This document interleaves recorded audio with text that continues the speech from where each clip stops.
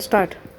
यज्ञातून जन्मलेली याज्ञसेनी आहे, पांचालची राजकुमारी मी द्रुपद कन्या द्रौपदी.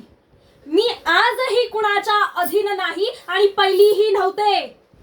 मळवट दगडाला फासून माणसं देवी म्हणतात, पण हडामासाच्या बाईला तीच माणसं दासी करतात. मी इंद्रप्रस्थी राणी होती. राणी असूनही मला माझ्या केसांना धरून माझ्यावर अत्याचार करून त्या सभेत खेचून आणलं होतं. मी तर फासे नव्हते खेळले, आणि जर मी युद्ध खेळलेच नाही तर मी परास्त कशी.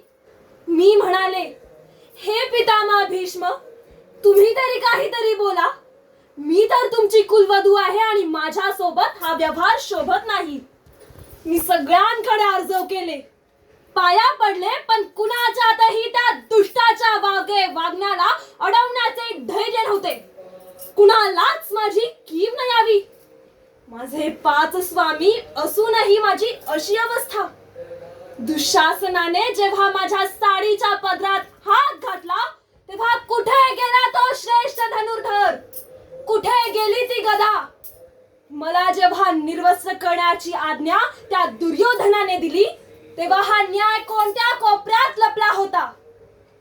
सभा तर विद्वानांची भरली होती, मग त्या लज्जाहीन दुर्योधनास कोणीही सक्त ताकीद का दिली नाही.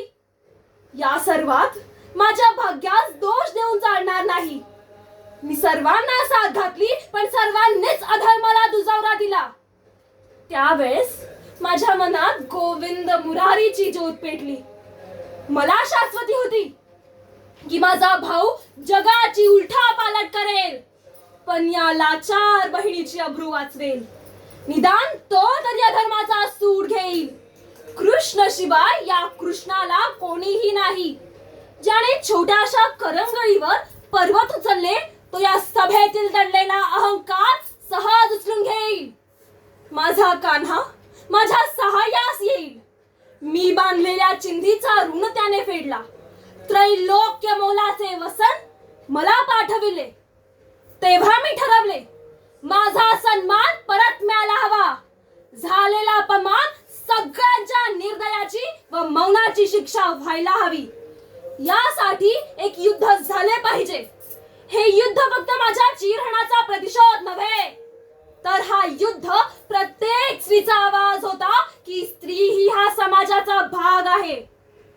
आता तर दुःशासन खूप दडलेले आहेत. त्यांचा प्रतिशोध कोण घेणार.